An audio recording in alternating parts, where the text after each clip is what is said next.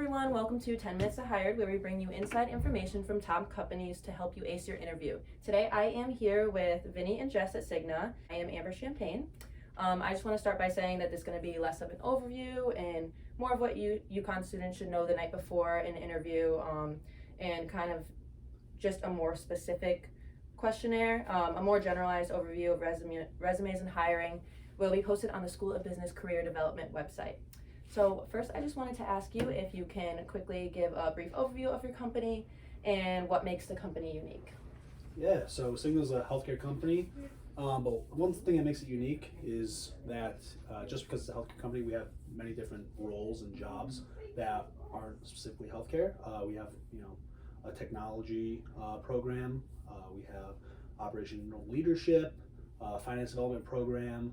So it's not just specifically healthcare. There are other roles that pertain to the company that help us succeed and be a top company in the United States. Okay. And the world. Yeah, thank you for that. Is there something that you think that students tend to misunderstand about the industry? Yeah, so you don't necessarily need to be a doctor or like a nurse or anything like that. Mm-hmm. You can have a tech background.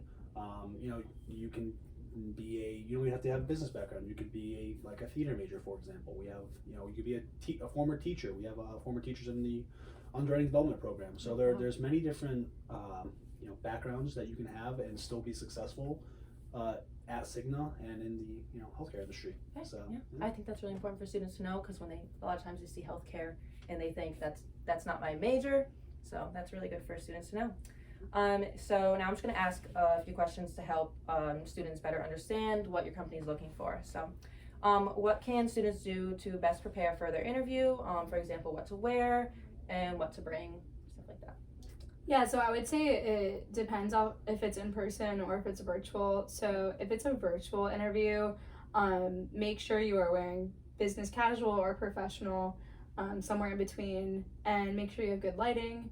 Make sure you're not in the dark or there's noise around you. Make sure you have a secluded space. Just kind of the basics with if you have a professional call with the video camera, and we do have video interviews, so just make sure all that is set. In person, it's always helpful to have copies of your resume to bring to the interview, as well as at least 5 copies. I would say honestly, same thing with wearing business casual and professional. And if you don't know what that is, make sure you're wearing slacks or a blouse, or if it's professional, you have a jacket on, just the basics there again. And yeah, I mean, just going in with a positive attitude, open-minded, and, having those basics knocked down. Okay, great, thank you. And what do you look for in a good candidate, and what are the top skills that you guys think are important for Cigna? Yeah, so since we are a leadership development program, we definitely have our eye on leadership positions that they've held in the past, and sometimes it can be difficult with your school involvement, and I know it is difficult to get those exec positions or e-board positions, so it's not a necessity, but seeing that is definitely a plus. Seeing any type of involvement in leadership, and definitely just general involvement in your school, is always helpful. Showing that you were doing things outside of going to class and making an effort to get involved in things related to your major or just your interests. And really those are kind of the biggest things: leadership and involvement at school, because we know you're taking classes, we know you're doing all that normal stuff too, so, and students are busy, but that's what I would say is what makes a good candidate. Okay, yeah, thank you. How do you choose one candidate over another if they have similar experiences? Yeah, so all candidates, they're given the same opportunities. Make sure it's a fair and equitable process. Okay. Everybody goes through the same kind of screening and question process, and the people who are hired, they're compared on the job's core competencies rather than just who interviewed better. There's all these questions, the behavioral questions that are asked.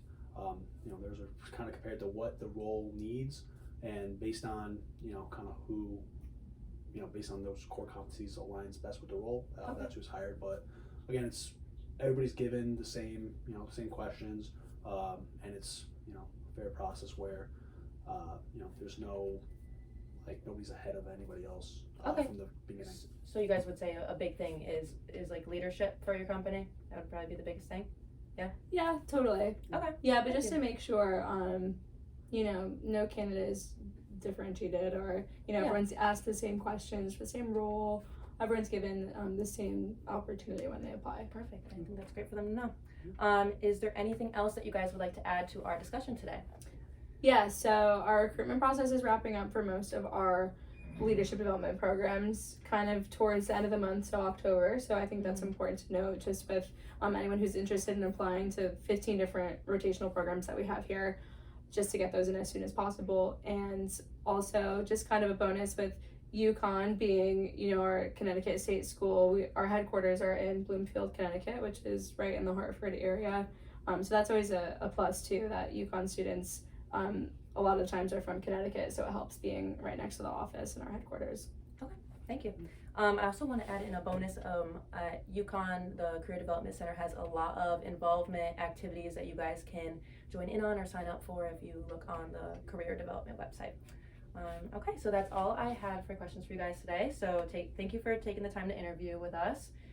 We hope that students can watch this and feel better prepared for their upcoming interviews, or just having an easier time deciding on what companies to apply to. We are going to leave your guys' contact information down below if you guys needed to contact them for anything, questions, comments, concerns. And thank you for watching 10 Minutes to Hire. Thank you. Thank you. Thank you.